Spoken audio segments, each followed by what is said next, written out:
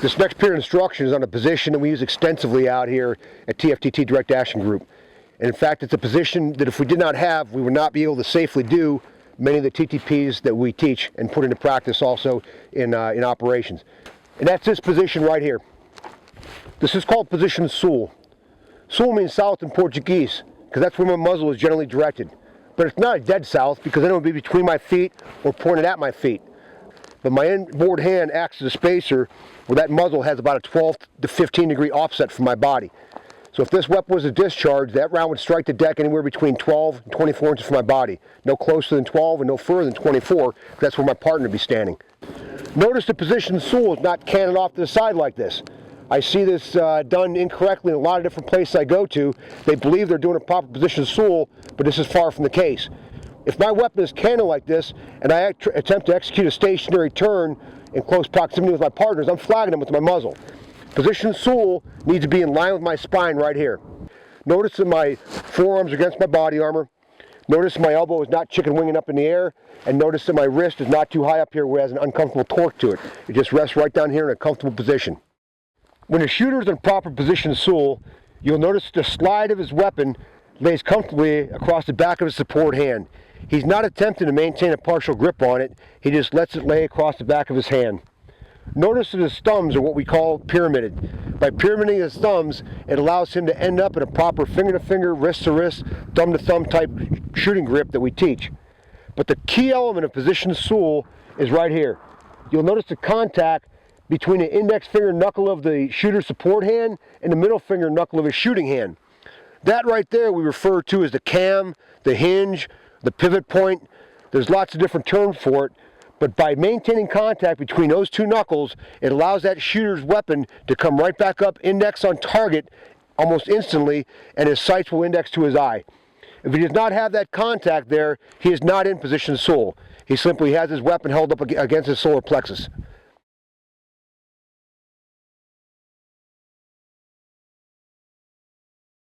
The history of this position. Position sul was developed by myself and Alan Brosnan back in 1997. Because at that time, we were not only training, but we were operating with South American police officers, and we felt greatly endangered by some of their muzzle control. We felt that our chance of being shot by any of these men behind us are just as high as being shot by anyone in front of us.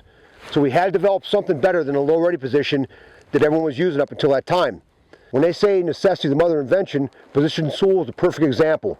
We didn't want to develop it, we had to for our own safety. I feel that there's a lot of misunderstanding and misrepresentation of position sul taught by other instructors around this country and around the world. Men that have never received a proper period instruction on it, they've simply seen photographs of it in a magazine or seen someone doing it from afar, and they draw their own erroneous and incorrect conclusions about when position sul would be utilized and what it was even developed for. So I'm going to tell you right now the 3 occasions when position sul would be utilized. Number 1, when you're in transit and you're not the cover man. Number 2, when friendlies cross in front of your sector of fire or arc of coverage. And number 3, for domination of crowds. To break these things down and explain exactly what I'm referring to is as follows. Number 1, when you're in transit and you're not the cover man. Now what does that mean? In transit, that means you're moving from point A to point B. Okay, but like the definition says, in great big flashing lights like Las Vegas, you are not the cover man.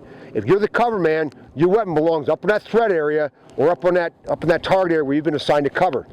Number 2, the second occasion, is when friendlies crossed in front of your sector of fire or arc of coverage. What does this mean? In a typical training day, in a high tempo operational area, you'll see this happen 100 times among operators.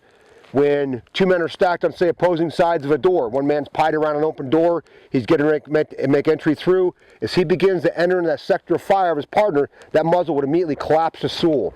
The second that his body is clear of that muzzle, that weapon would come back up and that man would make entry through. We never flag our partners with our muzzles. We trust our partners never to flag us with their muzzles. This wasn't always the case, believe it or not.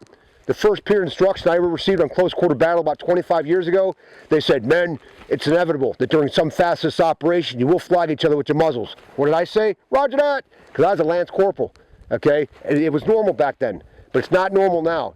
Tactics have come light years away from where they were 25 years ago. We no longer consider it blasé to flag each other with our muzzles. That's a major safety violation. Okay, so position Sewell solves that if friendlies are crossed in front of my sector of fire or arc of coverage. The third occasion would be domination of crowds. Okay, domination of crowds, this means I have a number of individuals under my sphere of control. They're complying with my verbal commands. They're not offering me any resistance, either verbal or physical, but I just don't feel comfortable putting my pistol back in the holster yet. There'll be lots of examples of this. Number one, going back years ago, could have been on an aircraft. Someone tries to get in the cockpit of the aircraft, they'd hook them up. Whoever would post in that cockpit door to protect it, and the pilots would post in what they coincidentally used to call the POD, or position of domination, okay, which was originally right here in the close guard or SF ready. Okay, but there's something inherently wrong about having a 357 SIG muzzle at head level of 150 complying passengers who are probably not terrorists. That man could post in that door and position Sewell and achieve the exact same thing. Someone starts to get up out of their seat, stop, get back in that seat. He drives that weapon to the target as the threat increases. So just to recap here, the three occasions when position Sewell will be utilized is when you're in transit, you're not the cover man, when friendlies cross in front of your sector of fire or arc of coverage, and domination of crowds. And I've seen things written like position Sewell should not be used when covering corners, okay? That's a very good insight right there. No, it shouldn't be used for covering corners because it's not designed for that. Anytime that I'm in an area I need to cover, that weapon belongs up, okay? But the position Sewell is made to get that weapon down to a safe angle so my partners can move around me. Here's something else I read in a magazine one time. I love this one. They said, I don't like position Sewell because it takes the gun out of the fight. Well, that's brilliant, because that's exactly what it's designed to do. It takes the gun out of the fight. Okay? Anytime that I'm clearing an outboard corner, or anytime that I'm on a threat area, my muzzle is up in the cover position. Refer to the 5 stages of escalation that will be covered in a future instructional video here.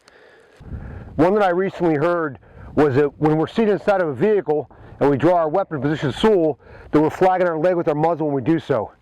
Once again, this is coming from one of those individuals that never received a proper period instruction on it, and he's just drawing his own erroneous and incorrect conclusions about how it's executed and when it's supposed to be performed. When we're seated inside of a vehicle and we draw our weapon in position Sewell, we use what's called modified vehicular Sewell. When the shooter brings that weapon out of the holster, the weapon immediately goes toward the deck. The muzzle's toward the deck, and he brings that weapon out in front of his legs, around the front of his knee, never over his leg, never over his femoral artery or his femur. It comes out pointing toward the deck of the vehicle. The next demonstration is to have the shooter presenting his weapon from position Sewell onto the target. This will be live fire, one shot to the head. Watch how the muzzle comes straight up toward the threat. He did not try to lock it down to a low ready first. Shooter, this is live fire. Ready? Punch. Weapon comes up, sights on target. He follows through. He does a scan and assess. He then recovers to position Sewell. If we have a weapon that requires decock resetting or single action safety such as 1911s, we will never do that in position Sewell. We will always come down to position 3 first, decock, reset, and then come into Sewell.